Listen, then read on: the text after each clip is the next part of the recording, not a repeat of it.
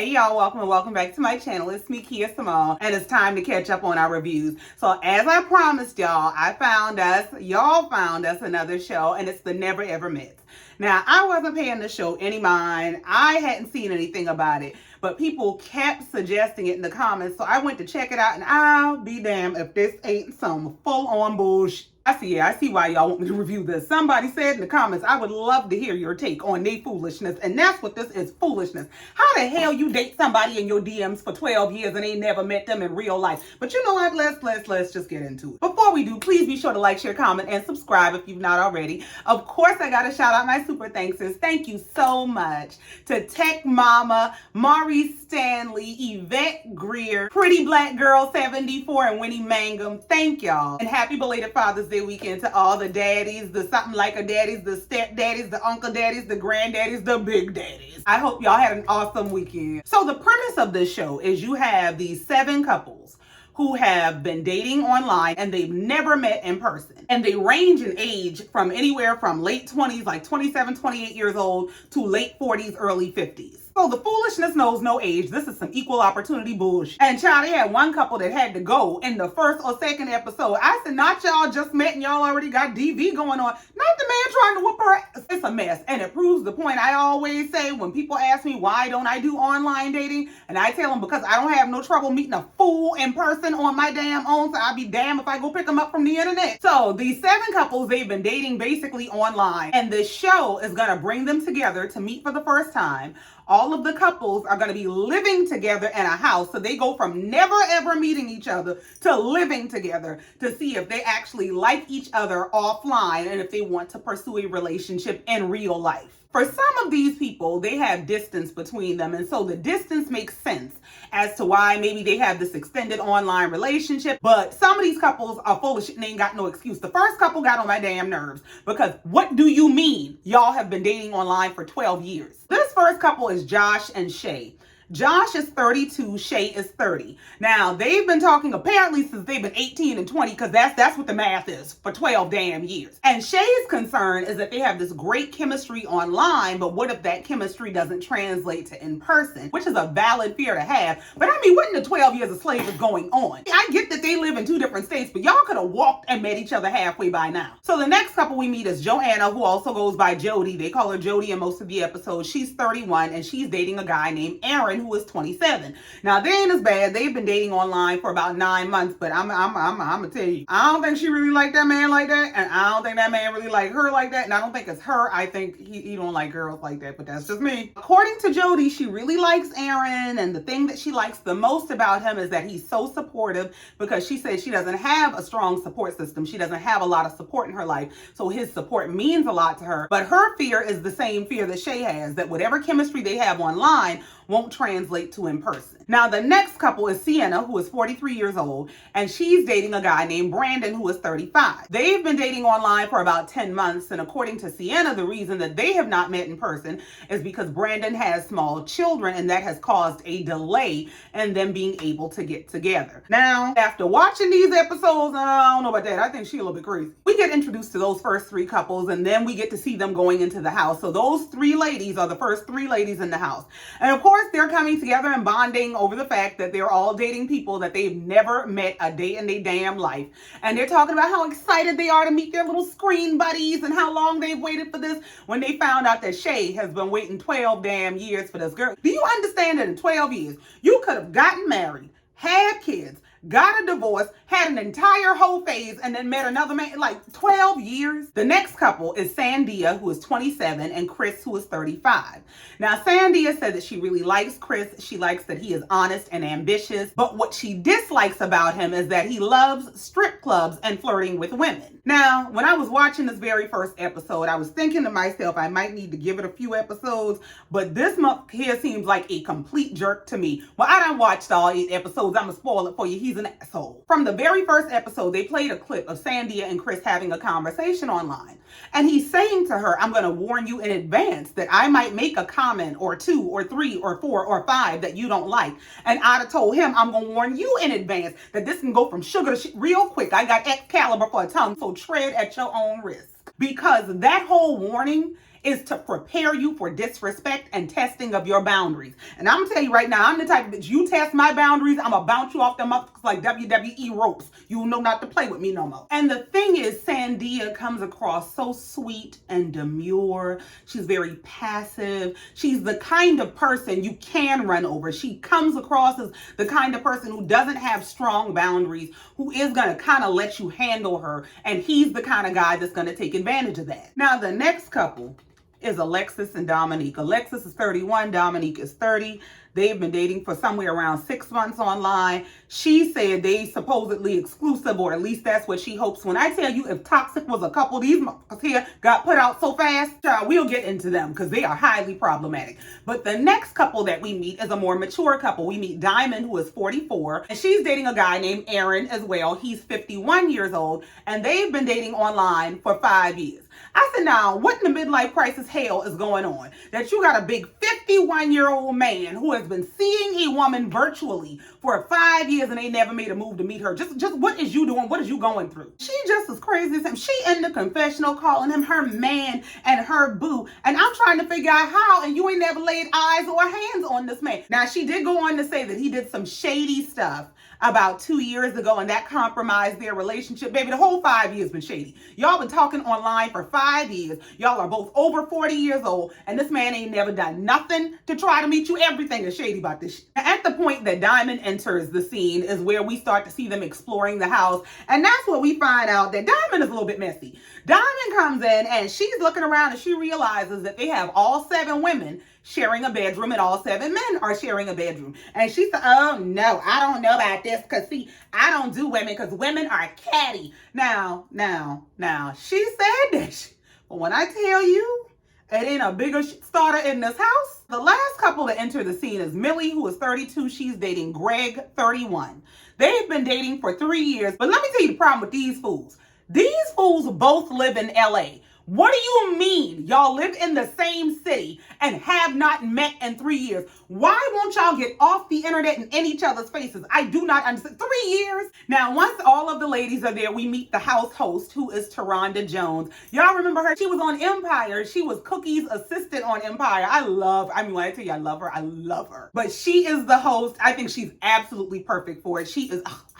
So she brings the ladies together. She introduces herself. She lets them know, hey, we done got y'all in here a little bit early because the mans that y'all been talking to all this time online, they get ready to be in y'all face. So go on in the room, go in your whole bag, get whatever little essentials you need to get, wash whatever you need to wash, because if you plan on, y'all been talking 10, 12 years, so you're probably going to do some nasty shit, and I'm telling you to be prepared. So the ladies go off to get prepared to meet the men who are all planning their very first dates with these women. So they're not going to meet them at the house. They're going to meet them out on first dates. All the ladies go off upstairs. They're getting their stuff together. They getting ready. They all excited about they going to meet my man that they ain't never damn met. So they exchanging notes about their relationships and what they're nervous about and what they like, and is this gonna be like I thought it was gonna be? And Diamond up there trying to get in everybody's business. So she starts with Shay about, well, Shay, what are you looking for? What do you expect out of this? Shay says she want her a marriage, a family, and a home after being 12 years in Avatar. So Diamond starts asking Shay, well, do you think you can trust him? And Shay is stuttering and stammering, and she don't know, and she trying to get her words together. And I'm trying to figure out, Miss Ma'am, ain't you here for the same digital dysfunction?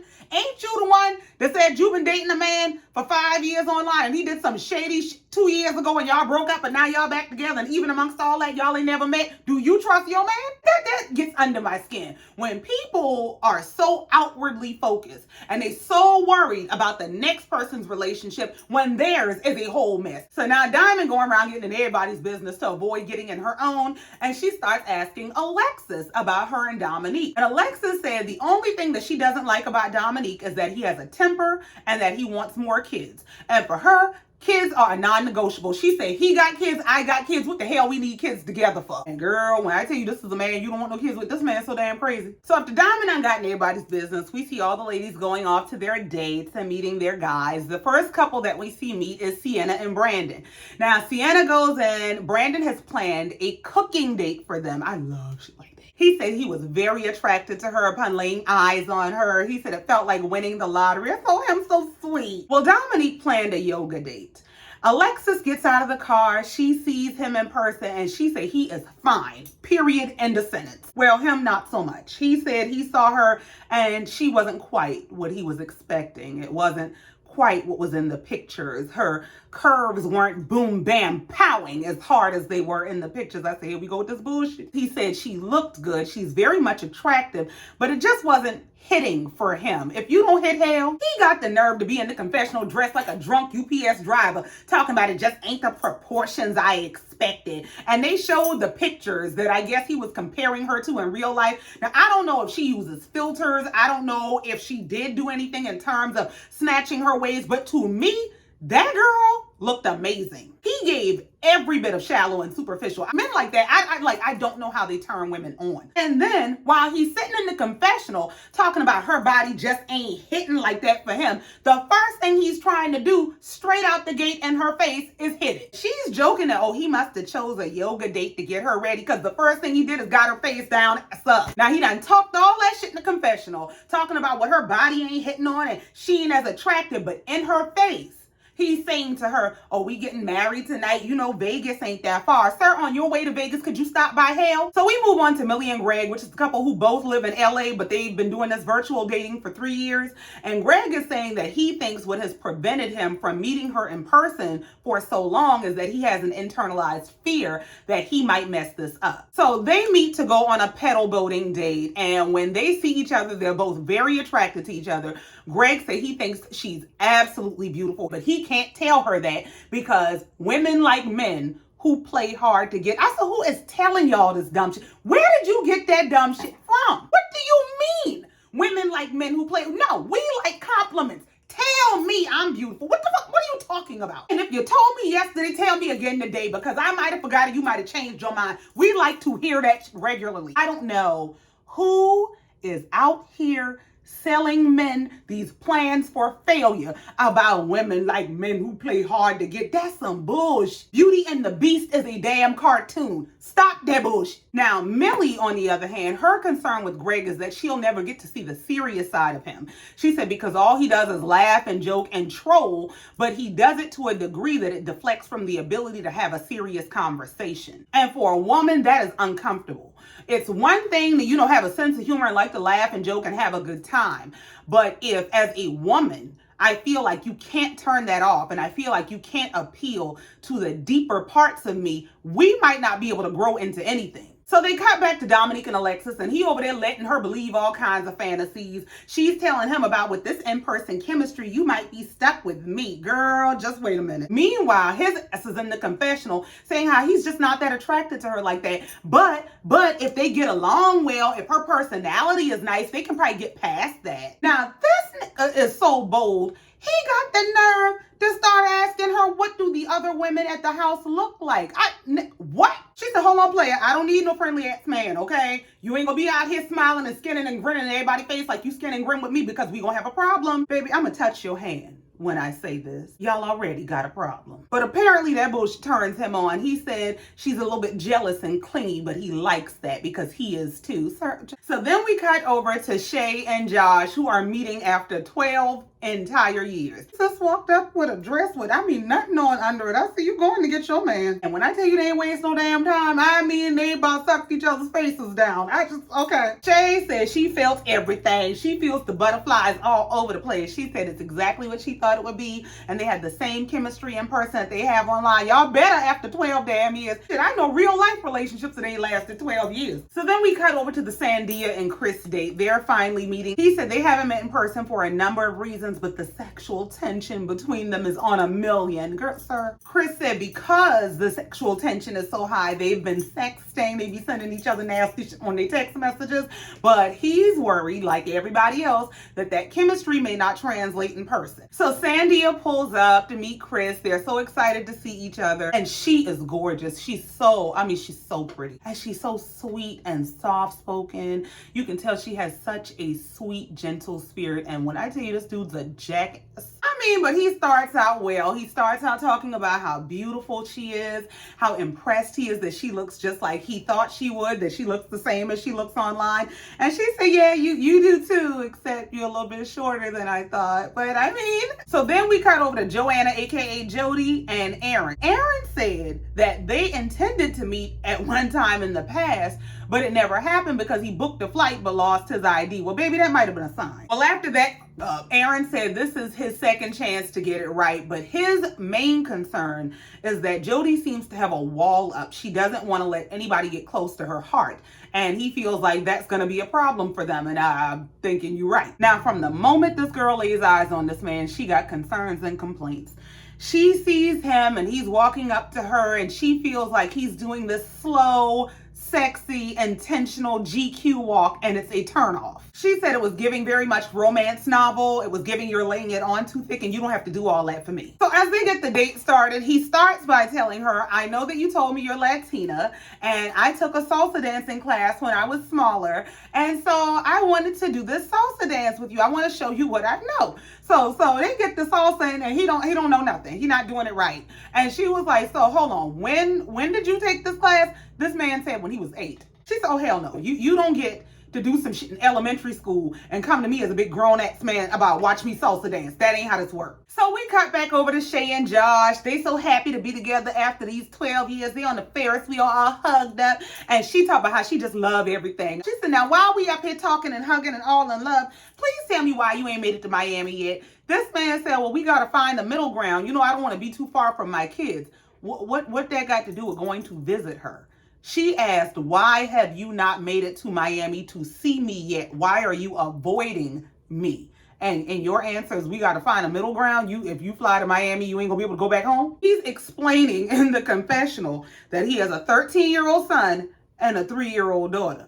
Now, I was already side-eyeing these motherfuckers about they've been dating for 12 years online and they ain't never met. But you not gonna tell me y'all been 12 years of avatar relationship and you got a 3-year-old in real life. Make me understand. He said he'd love to have kids with Shay. He said, actually, that's the only way he's gonna have any more kids is if it's with Shay. And I said, well, you ain't had none of these stipulations a few years ago. He said the biggest obstacle that they're up against right now is location, that they have to find a mutual place to live because she lives in Miami and he lives in Tennessee, and that's where his kids are at. Now, my thing is, if she wants to be with you, is she opposed to coming to Tennessee? So we cut back to Jody and Aaron on their date where he done up with the bad salsa dancing, and they're having charcuterie and wine. And she said, well, Aaron doesn't drink, so I don't understand why there's wine here. My thing is, do you? If you drink and he knows that, maybe that's why there's wine there. She just comes off as hypercritical to me. And I really think what it comes down to is she don't like this guy. And clearly he doesn't drink because he got the bottle of wine and he got the corkscrew, but he don't know what the hell to do. She said she's looking at him with this corkscrew and she's thinking, you don't know how to use it, do you? I mean, if you know the man doesn't drink, it's not a thing to shame him for. Show him how to use it. I just don't get people who rather pick a person apart than to build a person up. It's something as simple as a goddamn corkscrew. I done broke corkscrews in my damn day. Just show the man how to use it. So she snatches the bottle and the corkscrew and rolls her eyes to open it. He said, not the eye roll. I mean, why are you like this? Her complaint is that it felt like it was a date for her and not a date for them. That she feels like they have more things in common and he should have done a date geared toward what they both like rather than what she likes. And I think what it is he's trying to cater to what you like. You yourself said he doesn't drink, so this is not his thing. Maybe he knows that you do, and he doesn't necessarily know how to appeal to the things that you like. And I really think that she could be more understanding. She could be a little more gentle, because the whole snatching the bottle and rolling her eyes, like, how are you offended that somebody planned a date trying to cater to what you like? Well, he's in the confessional saying that, yeah, he did fall short in a few areas, but he feels like overall the date was enjoyable and he gets an A for effort. Well, she don't feel like that. She in the confessional said she feels like the date was a 6 out of 10, that he was doing too much and trying too hard to impress her, and that the execution just fell flat. what in the Olympics hell? Now, don't get me wrong. I totally understand that sometimes the vibe is not there. And sometimes the person does do a lot or maybe does too much to try to make the vibe happen. But she came in almost with an attitude of convince me that I like you. So we cut back over to Sandia and Chris, who are off to a beautiful start. They're having this beautiful date out in nature. And he says, remember there was something you told me that you really, really wanted to do that you've never done that involves flying. And as he's saying this, you can hear a helicopter in the background. She is looking shocked as hell. He said, remember you told me you wanted a helicopter ride? I'll be damned if the helicopter ain't landing. Now, I wish he was a better person because this is A1. And in the confessional, she said it's been her dream to go on a helicopter ride. So the first thing she thought is, oh my God, he actually listens to me. So now we finally get to see Diamond and her man Aaron meet. Now this is the older Aaron. This Aaron is 51 and Diamond is 44.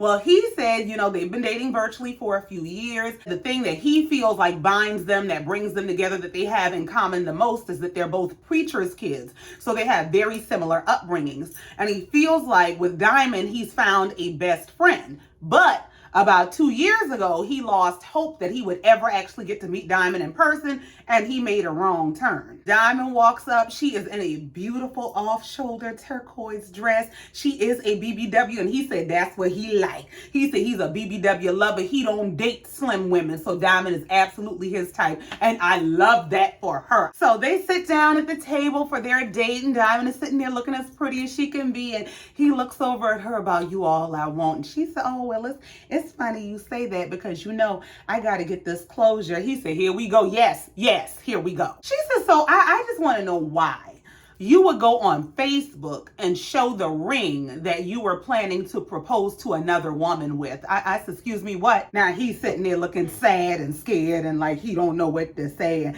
she said, your eyes got big. I don't know why you looking at me like that. I mean, I just need this closure. I'm trying to understand if you all about me, if I'm all you want, why would you do that? She said what happened was that she and Aaron decided to be exclusive.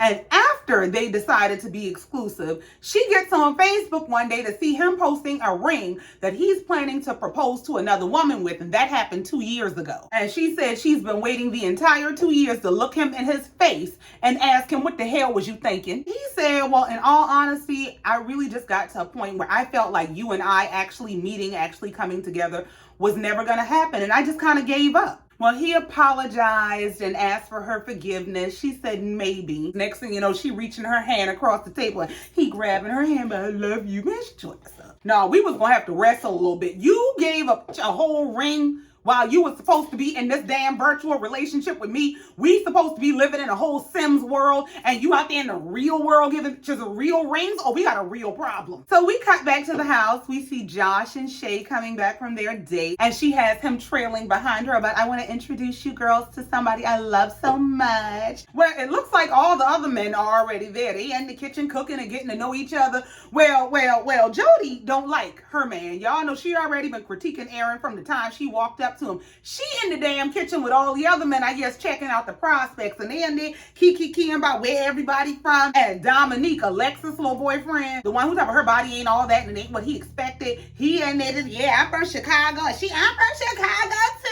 What's up? Y'all better get out of each other's face if y'all know like I know. Just because you don't like your man don't mean you get to pick and choose between other people's mans. Go sit down. Well, she ain't no better than that shit. She ain't dropping her man off down there. She said, I've been waiting 12 years for this. Come on up these stairs with me. Okay, now mind you, Jody and Dominique are in the kitchen bonding about being from Chicago and we from Englewood. So I guess while y'all bonding, y'all partners need somebody to talk to. So now Aaron and Alexis are in the kitchen talking and getting to know each other. And Alexis is saying how, I like to meet new people, but I'm not the type to really just walk up to people or introduce myself. But all the ladies here have made me so comfortable. And she's talking to him about Jody, how Jody let us know she's not a morning person. Don't talk to her before 10. And he's saying, well, yeah, I'm kind of like that too. I don't really like to interact a lot in the morning. I might get up and do something productive, like write a song or write a script, because I rap. And Alexis said, oh, you rap? Well, do something for me. So he does a cute little verse. He does a few lines. He's actually pretty good. And in comes Dominique about what in the BET Uncut is going on in here. Hold on, homie. Wasn't you just out there with homegirl, dapping it up and everybody all homies and shit. Why she can't talk to nobody? And he's in the confessional talking about, Alexis gets a lot of attention, but I'm real zero tolerance. So I saw that and I was like, oh, hell no. So you can get attention and you can give attention, just not to or from her, and she better not get it from nowhere else. If you don't go to hell, he about saying you need to practice what you preach. Because if you coming like that, I'm coming like that. And he says that, I go upstairs for 1 minute. He said he's a rapper and a singer, so I told him to do something. This man here screams insecure, and the one thing you do not want is an insecure man. So now we see some of the other couples coming back to the house. Chris and Sandia are coming back from their date. Diamond and Aaron are coming back from their date, and she's showing the ladies that she got her favorite flower. She got some tulips, and he brought her some perfume. I said, yeah, you better bring something after 5 years and a whole damn proposal to somebody else. So now, no sooner than they get in the house, all the guys are there now. So all the guys are sitting together. They're talking and bonding about how they are as men. Here come Chris, fresh off his date with Sandia. Now, he done gave the girl her dream date of a helicopter ride, and he's in the kitchen telling the guys within earshot of her that the way that he operates is he gives a woman 3 or 4 of the best days of her life, and then he disappears for a week or 2.